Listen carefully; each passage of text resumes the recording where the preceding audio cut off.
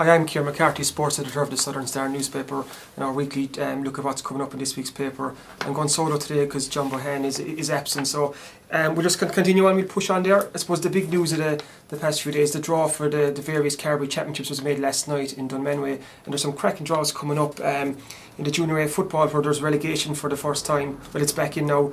3 teams will be relegated from this year's Carbery Junior A football championship, so there'll be a lot of interest in that. We have the full draw in this week's Southern Star, and St Columns have been drawn against the champions, have been drawn against Kilbrittain in round 1, which is one of the big games. And in the hurling, the Junior A hurling, Dawneys have been drawn against Newcestown. But we've all the draws from the Junior A, B, C and D in the football, and we've the hurling and all under 21 draws. That's in this Thursday Southern Star, so check that out. Also coming up this weekend, it's a huge weekend for Hamilton High School. They're in their first ever Harty Cup semi-final. They're taking on Ardskull Reach on Saturday in Mallow. And in this week's Southern Star, we have a chat with Micheál McSweeney from Newcestown, who's their captain, Aidan O'Donoghue from Kilbrittain, their trainer, and Noel Crowley from Bandon, who helps train them and stuff. It's a huge weekend for Hamilton High. We wish them the best of luck in that game.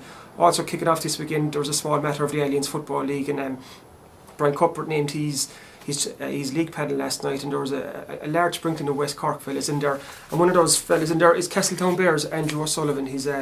He took time out there for 3 seasons. He was involved actually in Cork in 08 and 09, but then he kind of just stepped back for a couple of seasons, but he came back in last year, and we had a chat with Andrew just about his hopes for the league and about his intention to make it in the championship, and it's an interesting read, and he's a nice fella, Andrew, so you can check that out in Thursday's Southern Star.